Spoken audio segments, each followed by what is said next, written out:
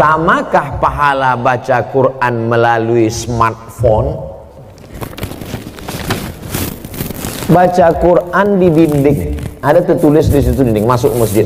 Ya ayyuhalladzina amanu taqullaha wal tanzur nafsum ma qaddamat lighad. Baca Quran di dinding. Yang satu lagi baca Quran di handphone. Kutiba alaikumul qitalu fil qatla al-hurru bil hurri wal 'abdu bil 'abdi wal unsa bil unsa.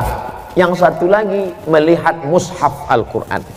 Ya ayyuhalladzina amanu ista'inu bis sabri was salah. Melihat mushaf, melihat handphone, melihat dinding. Pahalanya bukan dilihat kau baca Quran dari mana, tapi yang dilihat adalah lafaz di mulut dan di hati.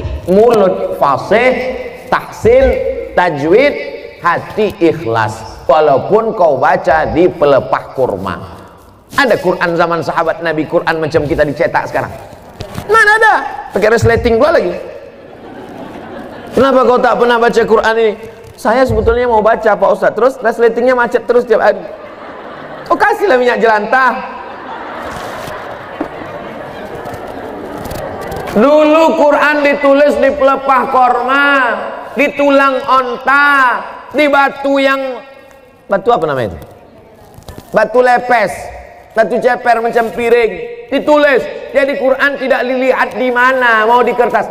Kertas adanya bambu yang ditumbuk, bambu, tahu bambu?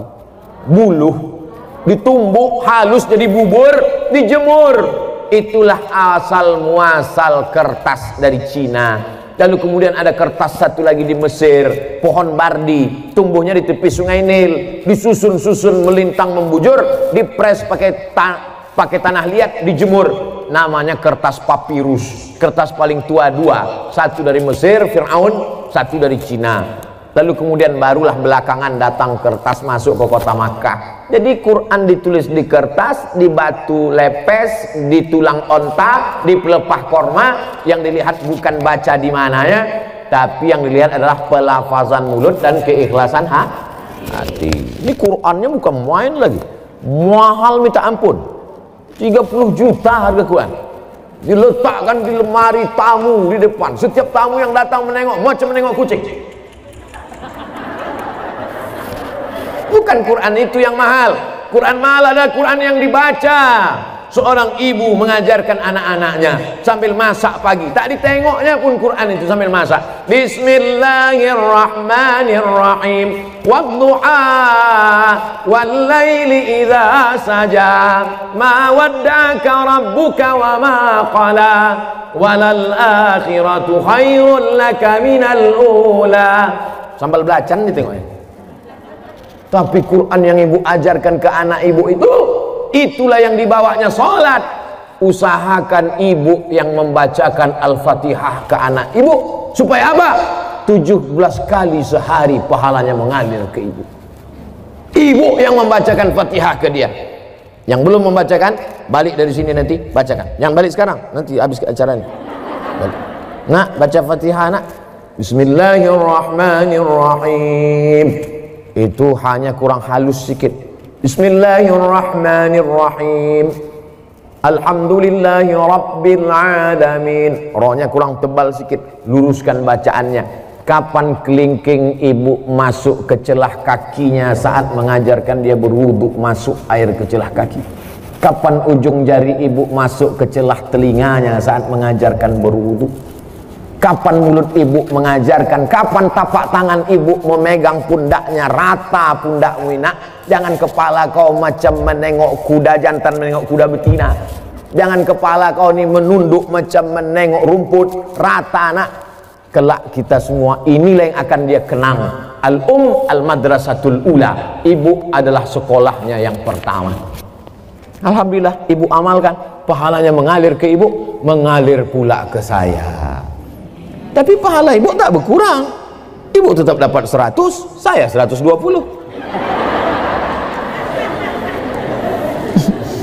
Karena saya tengok ibu macam-macam tak setuju.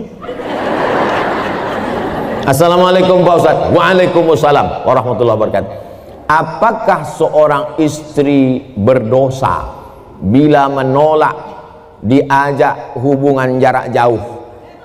Karena semenjak pandemi kita tak bisa berkumpul. Macam mana hubungan jarak jauh?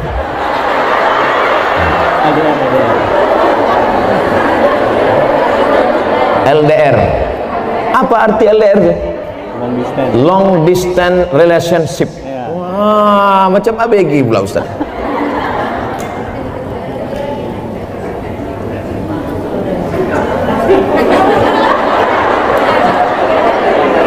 Wa'ashiruhunna bil ma'ruf. Dulu waktu akad nikah, suami ibu disuruh Pak Kua membaca ayat. Baca ini, wa'ashiruhunna bil ma'ruf. Berhubungan baiklah kamu dengan dia dengan cara ma'ruf. Ma'ruf diambil dari kata urf. Urf artinya baik menurut syariat Islam, menurut Quran, menurut sunnah, menurut kebiasaan. Maka selama tidak bertentangan dengan Quran, dengan sunnah, menurut kebiasaan, maka hubungan itu ma'ruf.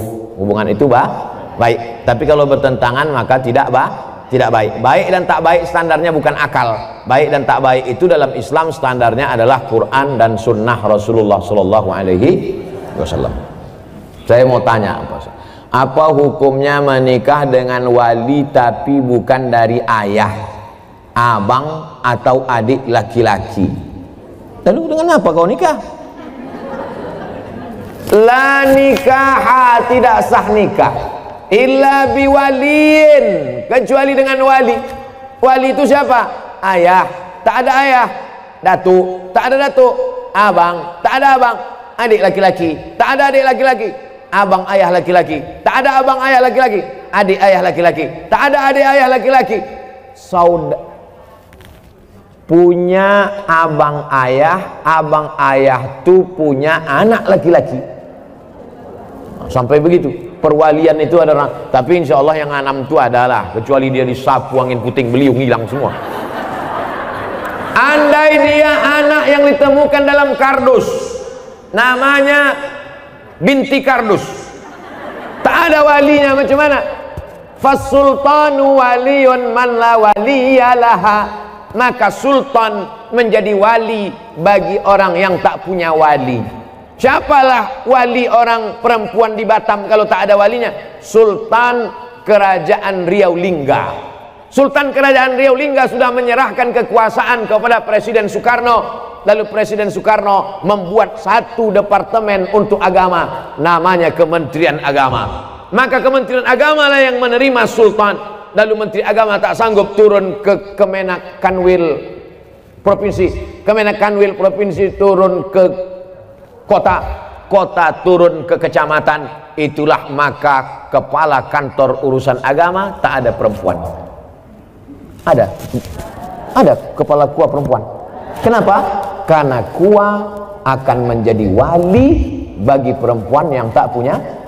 Nah, ini ke depan nanti bisa jadi kepala KUA perempuan, dia tak ngerti sejarahnya. Karena KUA akan menjadi wali bagi perempuan yang tak punya wali.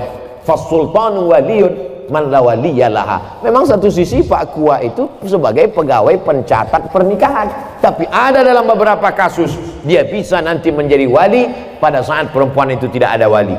Kalau sudah terjadi macam mana Pak Ustadz? Diulang akad nikah. Balik anak gadis kita membawa lakinya, hilang seminggu, pulang-pulang berbadan dua. Balik dia ke rumah, mak, ini lakiku katanya. Kapan kau nikah? Aku pergi nikah kemarin. Wali kau siapa? Udah ku beli wali katanya. Enak aja sekarang, lu tak belajar, jahil.